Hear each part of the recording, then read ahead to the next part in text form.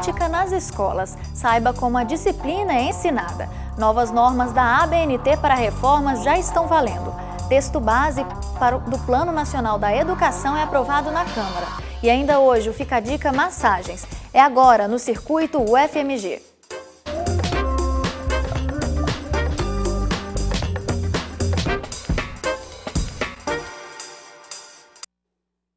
Boa noite.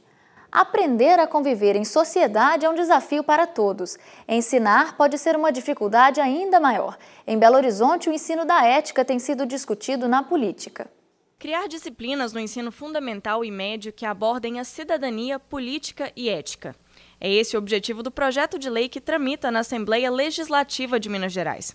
O intuito é abordar conceitos importantes para a discussão transversal, ou seja, fazer com que todas as disciplinas contribuam para o crescimento do cidadão e futuros eleitores. Então, as questões de cidadania, por exemplo, deveriam ser abordadas pelo professor de matemática, pelo professor de física, pelo professor de história, de geografia, constituindo, assim, um conhecimento construído a várias mãos entre os diversos profissionais. Mas, para que isso aconteça, é necessário que os conceitos básicos, como de democracia, sejam compreendidos pelos alunos.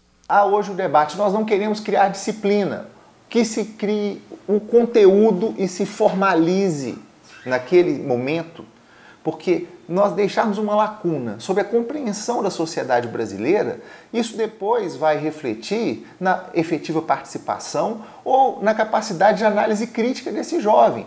Nesta escola, a partir dos 3 anos de idade, os alunos já começam a trabalhar com as 12 virtudes éticas. E na 4ª série do ensino fundamental tem uma disciplina chamada Ética, que trata dos direitos humanos, política e representatividade. Ao todo, são 40 horas por ano.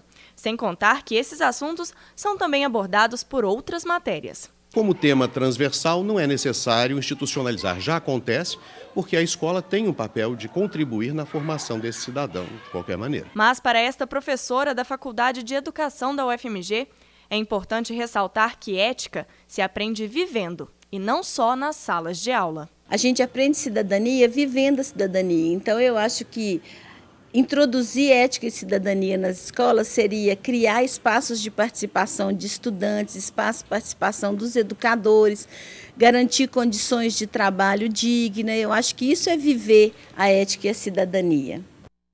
Na semana do massagista, o Fica a Dica é dedicado ao tema. Hoje a dica é massagem relaxante.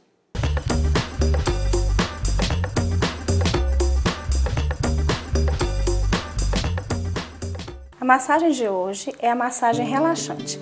A massagem relaxante, ela trabalha a parte muscular, também promovendo relaxamento.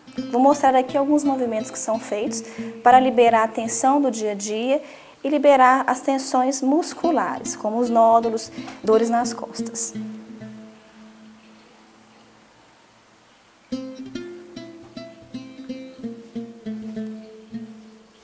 São movimentos um pouco mais fortes.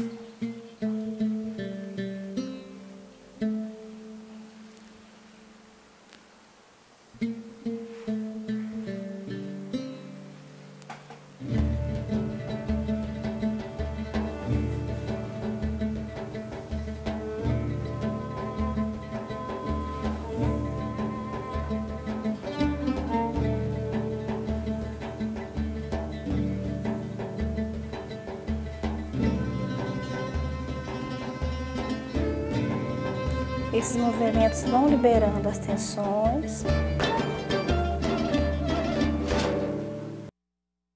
Amanhã a dica é Lome Lome. Novidades no Plano Nacional de Educação. Os detalhes com Matheus Arvelos.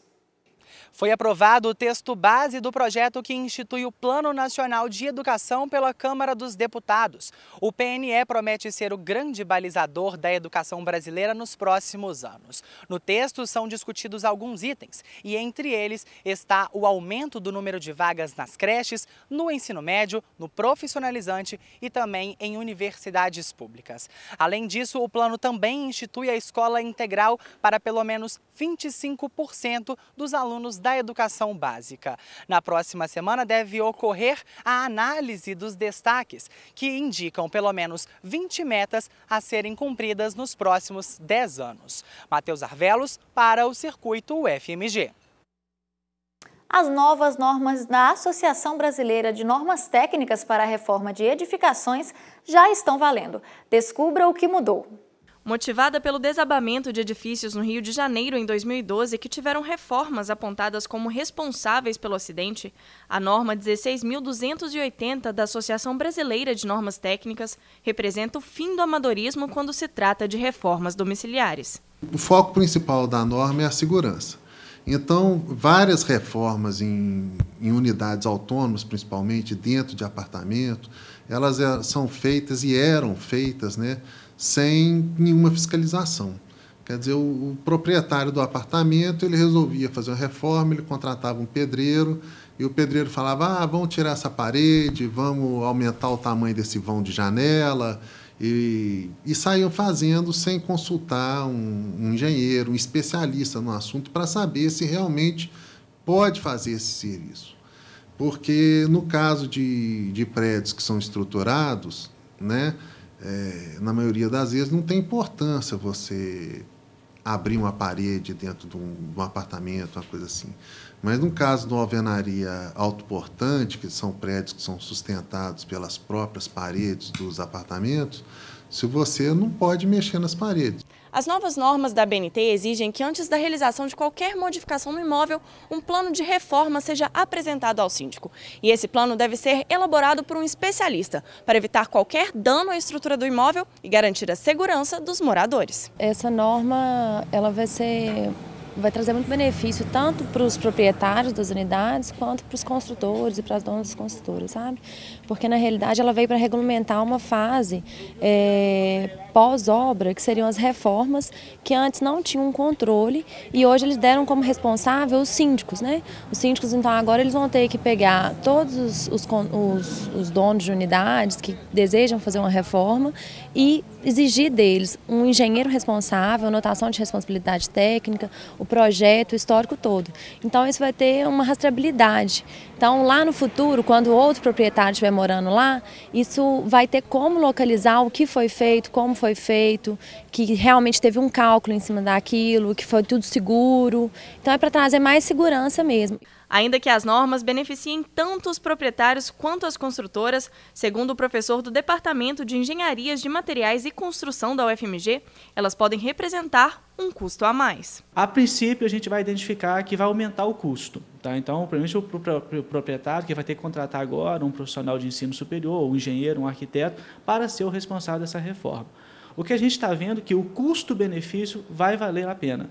Tá? Pelo seguinte, o que a gente percebe é que esse profissional de formação superior ele vai poder ajudar, né, exatamente a escolher melhor os materiais, definir melhor as melhores posturas dentro dessa reforma, de modo que a gente consiga efetivamente ter obras de melhor qualidade. Então, a princípio, o custo inicial fica maior, mas como você tem um profissional mais qualificado, a expectativa é que essa obra seja executada com menos materiais, com consumo de materiais menor, tá? E automaticamente com o uso de uma mão de obra mais qualificada. E como resultado a gente vai ter realmente uma obra muito melhor, muito mais bem qualificada. O Circuito UFMG termina agora. Assista a seguir ao programa Movimento. Boa noite.